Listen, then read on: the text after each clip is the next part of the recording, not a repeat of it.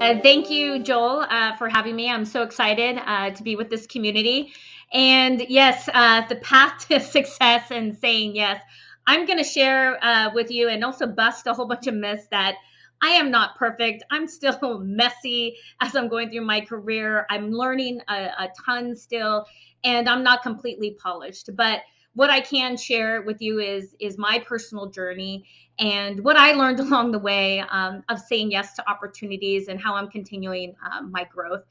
And I'll take it as early as college. I was the first person in my family to graduate from college, and I didn't really know even okay. I had to do SATs. I had to do all these things to set up. I did not understand my path, so I needed to just start off, and I went to junior college, and I took 7 years to graduate from college. I decided to choose a major, computer engineering, which I also didn't realize was a pretty hard major. Those engineering classes for electrical engineering was very, very challenging. I could tell you I failed many classes, but I kept on moving forward. And there was this moment that, I think about all the times in my career as I go through some of the stories. It was even starting when I went to college, where I wasn't doing well, right? And you're in that moment where you're like, I decided to do this. I want to finish what I started, but I'm failing.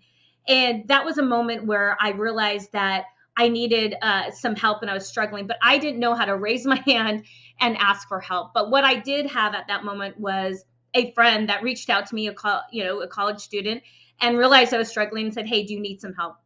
And that was a moment when I first said, yes, of course, I'm drowning here.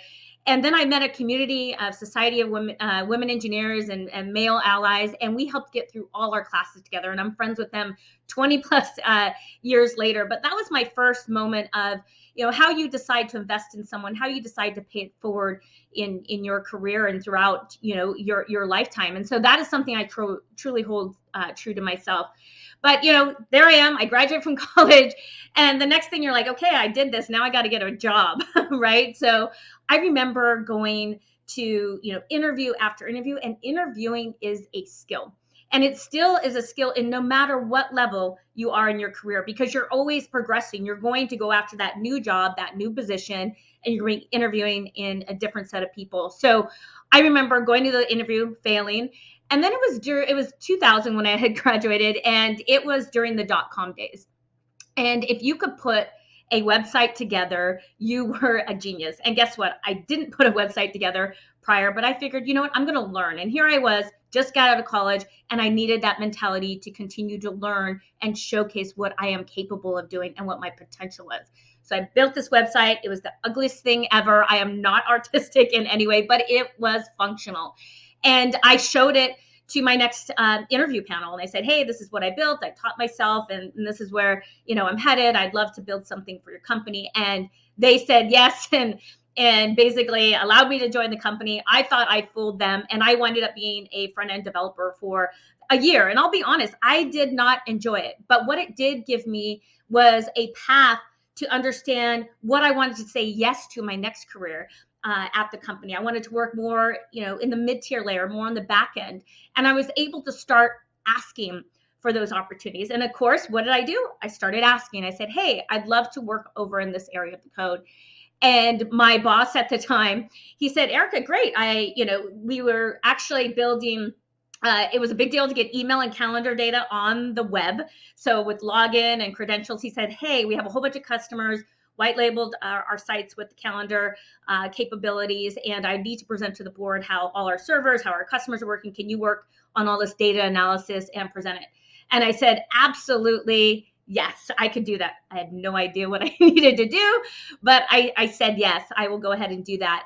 And I remember working on the project, 2 weeks in, and I was a couple of days from when he needed this data. And then I did some really rookie mistake. I basically did RM minus RF. And all of you geeks out there that are closer to lines of code of what that means, that basically meant I deleted my entire source code, completely force removal delete. We also didn't have a lot of disk space back then, so I was always cleaning up my disk space so I can continue to work. And that was my first moment of utter failure in my career. I remember, my stomach just a pit, going to my colleagues, asking them, hey, can you help me? It must be here somewhere. Like, no, Erica, it's gone. I remember walking to my boss and being like, I have to tell him what I did, and I'm not quite sure how he's going to react. I remember walking over to him. It was a San Francisco building. The halls were dark. It was all open.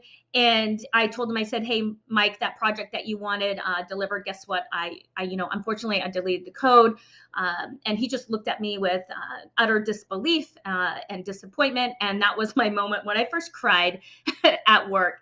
And I just looked at him and I said, I'm going to figure it out. I'm going to be able to rebuild this in 2 days. And here it was, a project that I'd done it in 2 weeks. And I looked at him, I was going to do it in 2 days. And he's like, okay, sure, go for it.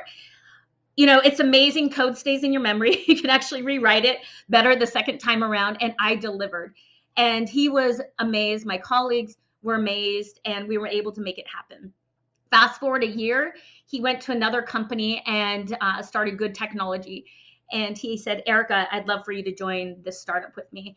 And I remember thinking, you remember me, the the one that I actually did a total failure? And he said, I'd like you to join the team. And that was a moment when I realized that it's how, you will fail, but it's how you recover in those moments that matter most. And that company, I wound up staying there for 9 years. And I grew from my career of being an individual contributor into management.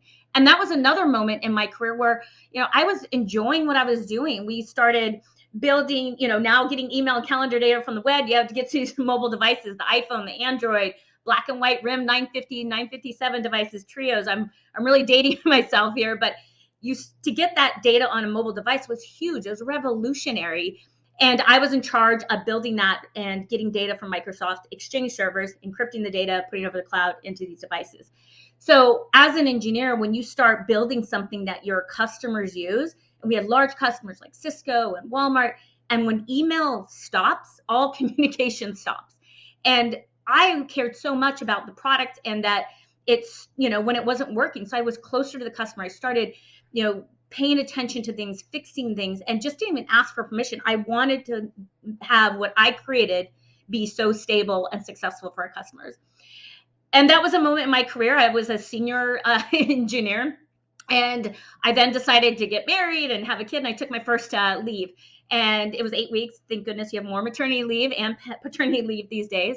But I taken some time off. And I can tell you, when you have your first child, there's just a moment of guilt. Should I stay home? Should I stop my career? Should I, all these choices? And whoever makes the decision to be a full-time mother or father, those are hard choices, but I think it's individual. But I remember contemplating, I almost left the industry, and I got a call from my boss, and he said, hey, and I thought, okay, this is the call. I'm going to get fired. They're going to let me go. I've been gone too long.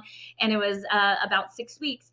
And he said, hey, we're reorganizing the team, and we'd love you to manage the team. They wanted to invest in me and have me be a manager. And I just was like, wow. I said, yes, of course. I had no idea. I was like, I think I'm kind of doing the job, but okay. So I came back, and I learned so much. And I grew from a manager, senior manager, to a director there. And I was great. I was having fun. I was learning so much. And, it got simpler. And I felt, was I being stagnant? And then there was a moment when the CEO had left the company, and he knew some folks over at LinkedIn. And they said, hey, we're looking to build the network. We're looking to grow this company. And this is about 11 years ago, 2010. And they said, do you know anybody that knows how to talk to Exchange servers and, do address book imports and all these things to help connect people? And they said, yeah, I know this woman, Erica, and I know this other guy, Frank, that she worked with closely. And so they sent us both an email. I happened to respond to the email, and not that I was looking for a job, but I was always in that mentality to pay it forward and help. And so I said yes to an opportunity to meet with them. It turned into an interview.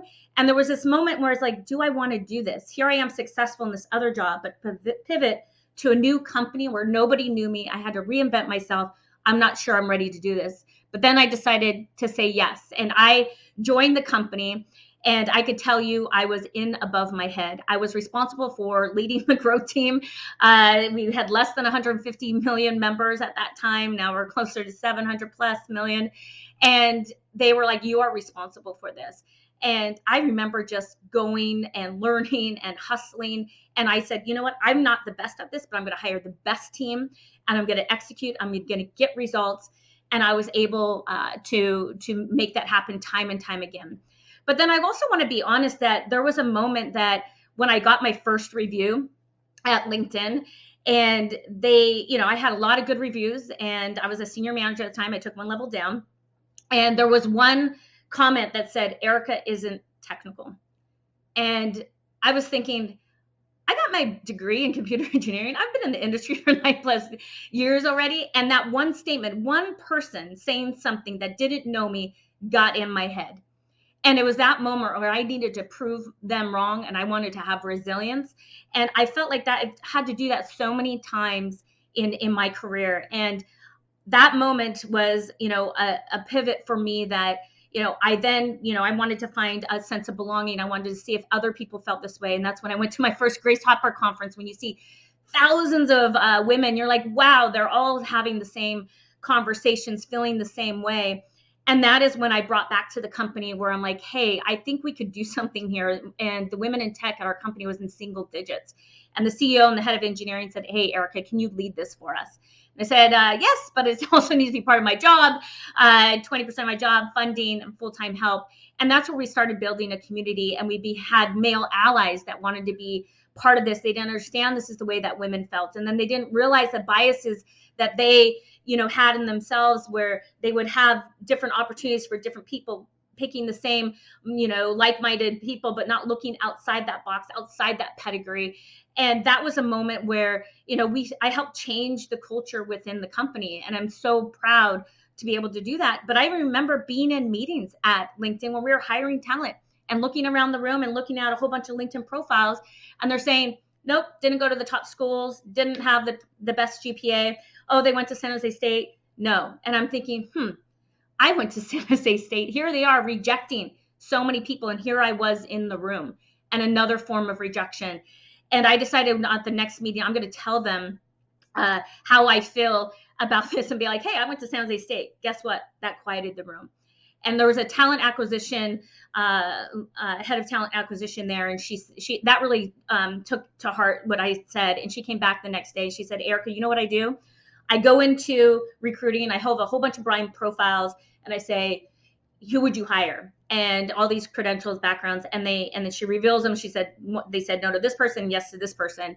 And then she said, guess what? A lot of them said no to you. And then I reveal who they are. And they are just like, wow, I didn't realize these own biases I had exist. And so they are so nested in all of us. And that is why I'm like super, super proud that I'm now in a position where, I'm able to start using the voice that I've earned. I'm able to pay it forward, be in a leadership position where I lead a company, a line of business like LinkedIn Learning and LinkedIn Talent Solutions, where we are trying to hire people based solely on skills. And we want to get into this new narrative right now, the great reshuffle you hear about in the media, where we need to hire differently. We need to think differently. We need to focus on skills. It's not about your pedigree. It's not about your GPA. It's not about who you know. It is about your skills. And so I'm so honored to be in a position in my career where I'm able to do what I love. I'm tied to the mission. And not only is it important to be tied to the mission, but it's so important to who you do it with. And so I just want to remind folks that, your path can be bumpy. Your path can be full of failures. Your path can be, someone telling you that you're something else than what you believe you are. But that's where resilience comes in. That's where, you start marching forward through those failure moments. And then you don't know how it's going to, end up. And I never thought I would be where I am today. And I don't know where I'm going to be tomorrow. I don't have a 5-year plan or a 2-year plan. I'm doing what I'm passionate about. I'm doing what I care about. I'm doing it with the people that I love. And I make sure that I'm in an environment where I can pay it forward and give back to the rest of the community. So I love conferences like this where we can share our stories, we can share our learnings, and we just have that moment where give everybody a little bit of faith to just keep on going, because it does. It gets really, really hard, but don't let all the messy things in the middle bring you down. So, anyways, just want to say thank you for having me. I hope something resonated a little bit with some of you out there, and maybe one day we'll all see each other in person. Thank you.